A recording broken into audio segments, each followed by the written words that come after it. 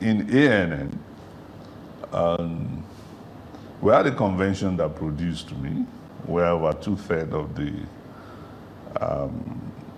members of the party were present.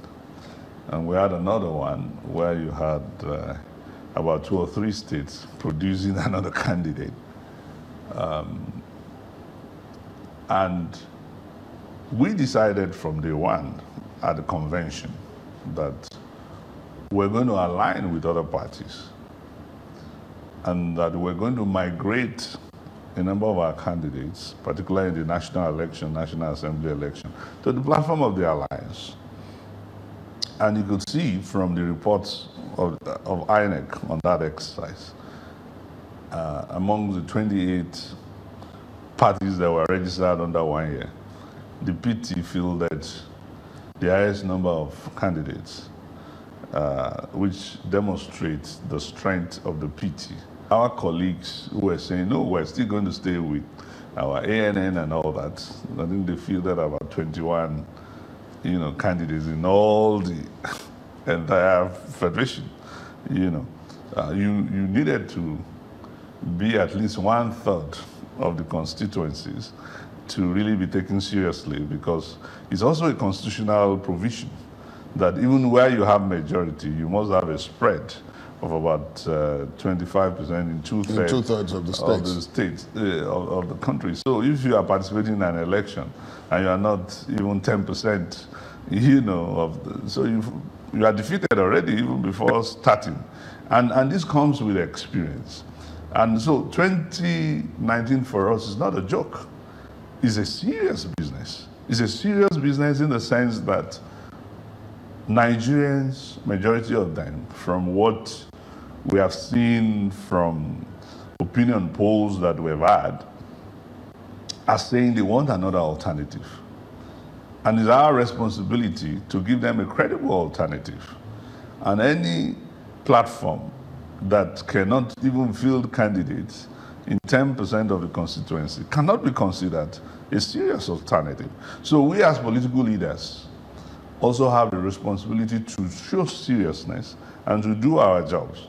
And beyond even those platforms is to also form alliances within existing political parties. At the end of the day, what we're talking about really is not an ego trip. It's about how to build a new polity, how to constitute a new consensus that will move Nigeria forward towards greater national unity, greater internal security, and prosperity for all, and deliver an economy, that can end poverty.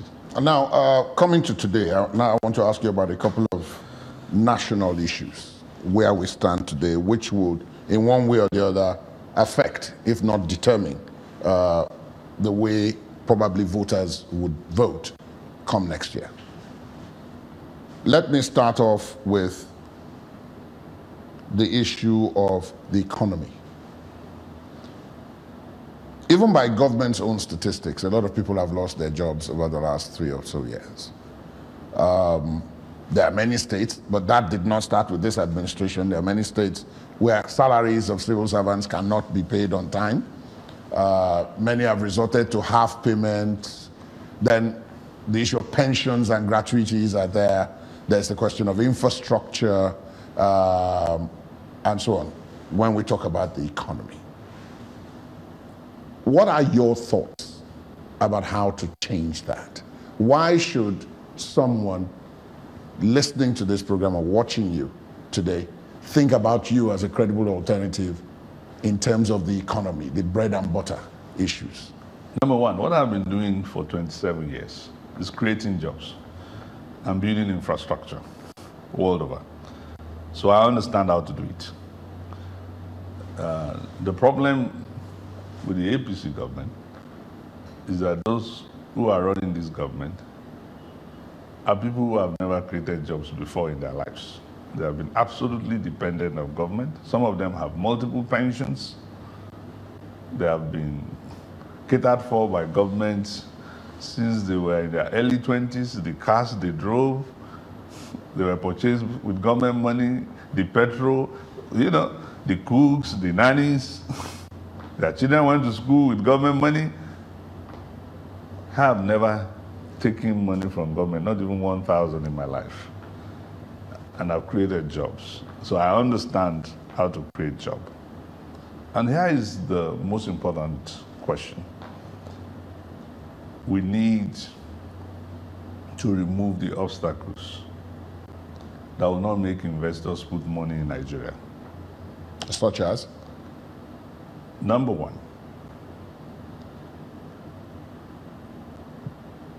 the amount of problems investors go through in even applying for permits that should not take 4 weeks to grant, all right, is as if once you land as an investor, civil servants and public servants see you as enemies.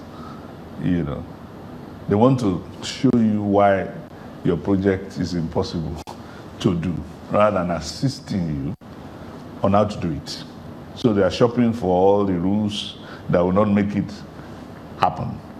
And in building infrastructure projects, I have personally gone through this and brought investors who get tired and they just walk away from Nigeria. Because, I mean, Nigeria should be the first investor destination for any investor, because typically investment in Nigeria will return over 18% IRR comparative to other land because of the massive infrastructure deficit that we have.